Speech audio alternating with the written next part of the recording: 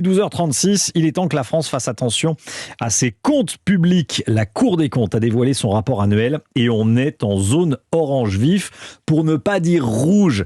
Élise Dangean avec nous du service économie d'Europe 1. Bonjour Élise. Bonjour Romain. Il va falloir qu'on se serre la ceinture. Et oui, car si les sages de la rue Cambon reconnaissent l'absolue nécessité du quoi qu'il en coûte, ils rappellent les conséquences de cette stratégie.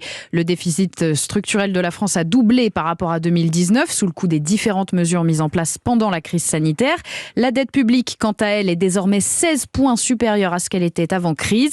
Il va donc falloir, pour atteindre l'objectif du gouvernement de ramener le déficit public en dessous des 3% en 2027, réaliser près de 9 milliards d'euros d'économies chaque année. La Cour des comptes qui fait aussi des propositions très concrètes. Absolument. Elle préconise des réformes, notamment sur le système des retraites, l'assurance maladie, la politique de l'emploi ou encore les minima sociaux. Mais il va falloir surtout cibler et contrôler les politiques mises en place pendant la crise, comme l'explique Pierre Moscovici, premier président de la Cour des comptes. Je pense que quand on dépense beaucoup, il faut dépenser bien.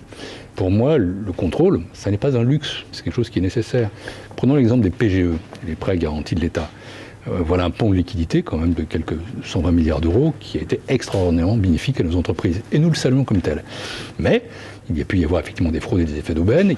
Sur ce type de politique publique, ça vaut aussi pour les aides au sport par exemple, il faut améliorer les contrôles, c'est-à-dire qu'il faut que l'argent public, dans une période où on dépense beaucoup, ait une traçabilité. Autre mesure concrète, mieux contrôler le financement des EHPAD ou encore augmenter le prix du pass Navigo, par exemple, pour les utilisateurs des transports d'Île-de-France. Élise Dangean, merci beaucoup.